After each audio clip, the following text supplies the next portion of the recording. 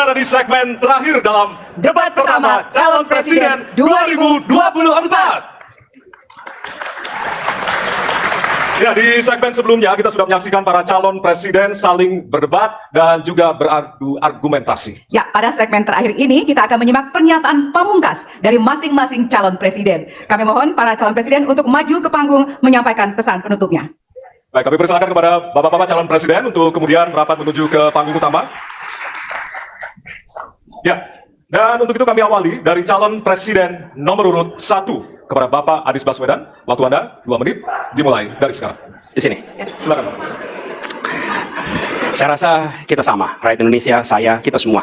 Bagi kita menginginkan sebuah negeri di mana praktek korupsi diberantas hingga tuntas. Pemerintah memberikan pelayanan yang terbaik. Dan kemudian kita menjunjung tinggi etika. Kita sama di situ. Karenanya saya ingin sampaikan kepada semua bahwa saat ini kita di persimpangan jalan. Antara tetap menjadi negara hukum di mana kekuasaan dikendalikan oleh hukum, atau kita menjadi negara kekuasaan di mana hukum diatur dan dikendalikan oleh penguasa. Oke? Dalam situasi itu saya ingin sampaikan ini adalah sebuah gerakan perubahan. Kita sama-sama. Kita ingin mengembalikan tetap menjadi negara hukum di mana kekuasaan dikendalikan. Dan saya ingin sampaikan bahwa etika dijunjung tinggi. Ketika terjadi pelanggaran etika, jangan bersembunyi di balik keputusan hukum. Justru kita harus mengatakan bahwa tugas dari pimpinan tertinggi memberi contoh. Bila ada pelanggaran etika, maka itu adalah mendasar. Bila tidak, maka ke bawah, ke seluruh rakyat, semua akan kompromi. Dan praktek orang dalam yang tadi saya sampaikan akan merusak sendi-sendi kehidupan bernegara kita. Rusak kita. Karena itulah penting sekali kita menjunjung tinggi etika. Dan itu dilakukan oleh siapa? Dari mulai calon presiden sudah diuji. Apa dia kompromi atau tidak pada etika. Ya? Lalu bagi anak-anak muda. Anak-anak muda, kita semua menyadari pemilu ini tentang masa depan. Anda pemilih masa depan. Saya yakin Anda akan memilih yang serius untuk jadi presiden. Bukan yang main-main untuk jadi presiden. Dan ketika kita berbicara tentang masa depan, maka saya ingin sampaikan kepada semua, kebebasan berpendapat akan dijamin. Kita tidak mengizinkan lagi situasi di mana orang takut. Maka itu saya sampaikan, Wakanda no more, Indonesia forever. Baik, waktu Anda habis, Bapak. Baik, selanjutnya kami persilakan calon presiden nomor urut 2, Bapak Prabowo Subianto untuk menyampaikan pernyataan penutup. Waktu Anda 2 menit, dimulai dari sekarang. Terima kasih, saudara-saudara sekalian. Kita harus selalu ingat bahwa kemerdekaan ini didapatkan melalui proses yang sangat panjang, perjuangan yang sangat panjang, berganti-ganti negara-negara lain datang menindas kita, merampas kita, dan ini adalah hukum sejarah manusia. Yang kuat akan menindas yang lemah. Kita bersyukur kita sudah bangun suatu negara yang memiliki demokrasi dengan segala kekurangannya. Kita bersyukur semua pemimpin telah membantu menambahkan kemajuan kita. Kita ingin lebih maju, kita ingin lebih baik, kita ingin lebih adil, kita ingin hilangkan kemiskinan, dan kita ingin hilangkan korupsi. Kita negara yang sangat kaya, kekayaan kita luar biasa. Kami, Prabowo Gibran, Koalisi Indonesia Maju, siap melanjutkan fondasi yang sudah dibangun oleh pendahulu-pendahulu kita.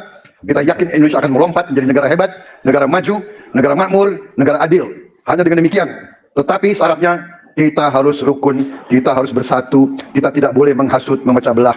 Kita tidak boleh untuk kepentingan sesaat, untuk kepentingan jangka pendek, untuk kepentingan diri kita, kelompok kita tidak boleh mengorbankan persatuan, kesatuan, kerukunan bangsa Indonesia.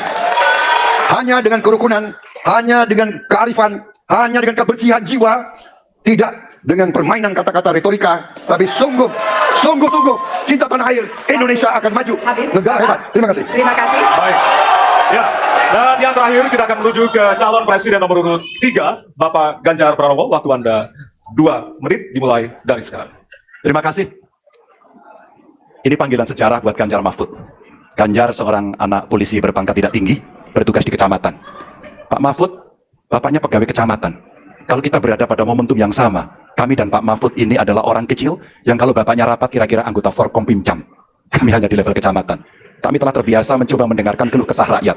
Panggilan sejarah inilah yang kemudian coba kita klasifikasi dari seluruh persoalan yang muncul. Bagaimana kita memberikan afirmasi kepada kelompok rentan. Ada kelompok perempuan, penyandang disabilitas, anak-anak, termasuk manula. Mereka butuh perhatian yang lebih. Maka inilah cara kita membangun melibatkan mereka tanpa meninggalkan mereka. No one left behind. Yang kedua, bagaimana pemerintah betul-betul bisa melayani dengan memberikan teladan dari pemimpin tertinggi. Yang anti korupsi, yang menunjukkan integritas, yang menunjukkan layanan pemerintah yang mudah, murah, cepat. Sat. Kalau itu bisa kita lakukan, maka betapa bahagianya rakyat ini. Pemerintah ini ada. Yang ketika dikritik tidak baperan, yang ketika media menulis, mereka merasa ini vitamin buat dirinya. bukan sedang merongrong, apalagi kemudian merasa terancam. Maka kalaulah kemudian demokratisasi ini bisa kita laksanakan dengan baik, sesuai dengan amanah reformasi, nggak ada lagi cerita Bu Sinta, nggak ada cerita Mas Butet, nggak ada cerita Melki, tidak ada itu. Karena dewasa kita dalam berdemokrasi. Maka dalam penghormatan terhadap HAM, mari kita konsisten antara pikiran, perkataan, dan perbuatan. Dan saya berdiri bersama korban untuk keadilan. Terima kasih. Mohon maaf kalau ada kata-kata saya yang kurang.